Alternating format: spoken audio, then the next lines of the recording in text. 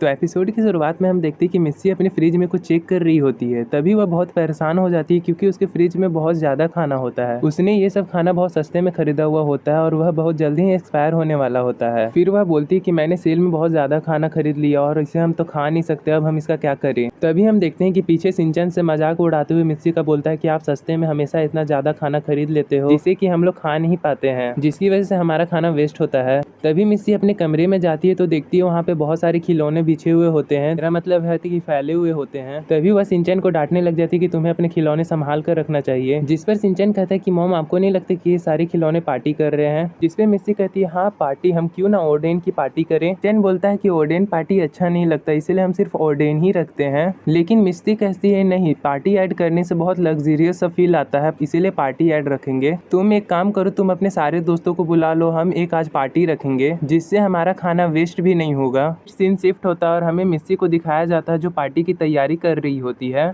मिस्सी यह देख के बहुत खुश होती है कि चलो अब खाना वेस्ट नहीं होगा। फिर बेल बजती है और सिंचन के दोस्त आ जाते हैं। मिस्सी बोलती है कि काफ़ी बढ़िया टाइम है, अभी हमारा खाना भी रेडी हो गया है। मिस्सी जब वहाँ पे पहुँचती है तो वह काफ़ी ज़्यादा शौक हो जाती है क्योंकि सिंचन के सारे दोस्त बढ़िया कपड़े पहन के आए हुए होते हैं और वे लोग कुछ ना कुछ गिफ्ट लाए हुए होते हैं।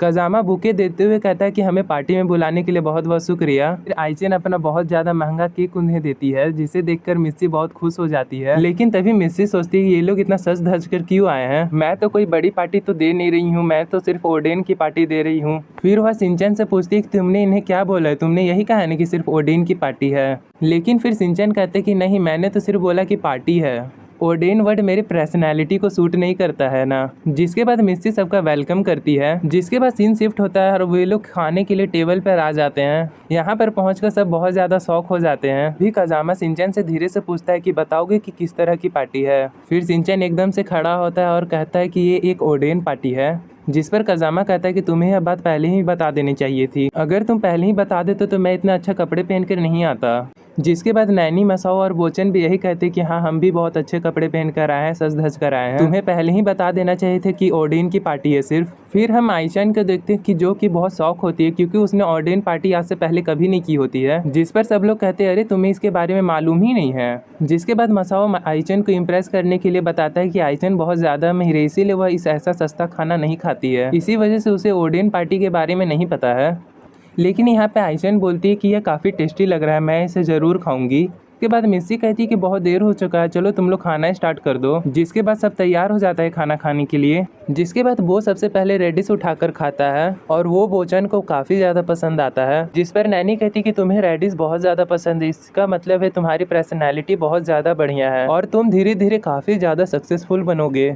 जिस पर कजामा बोलता है कि तुम ये क्या कह रही हो। तो नैनी बोलती है कि जिस तरह से जो यहाँ पे खाएगा मैं उस तरह से उसकी पर्सनैलिटी बता सकती हूँ। जिसके बाद मसाओ बोलता है कि मुझे फ़िश बहुत ज़्यादा पसंद है। जिस पर नैनी बोलती है अगर तुम्हें फ़िश पसंद है तो तुम काफ़ी ज़्यादा वीक हो। कजामा अपनी चीज़ को दिखाते हुए कहता है कि मुझे यह बहुत ज़्यादा पसंद है। नैनी कहती है कि तुम्हारे अंदर और बाहर दो अलग अलग चीज़ें, मतलब तुम दिखाते कुछ और अंदर में कुछ और होते हो। जिसके बाद सिंचन कहता है कि मुझे एग बहुत ज़्यादा पसंद है, इसीलिए मैं तो एग ही खाऊंगा। जिसके बाद आइचन भी कहती है कि हाँ मुझे भी एग बहुत ज़्यादा पसंद है, इसीलिए मैं एग ही खाऊंगी। जिसके बाद मसाओ बोलता है कि इसे अच्छे से खाना, इसमें तुम्हें चोट भी लग सकती है।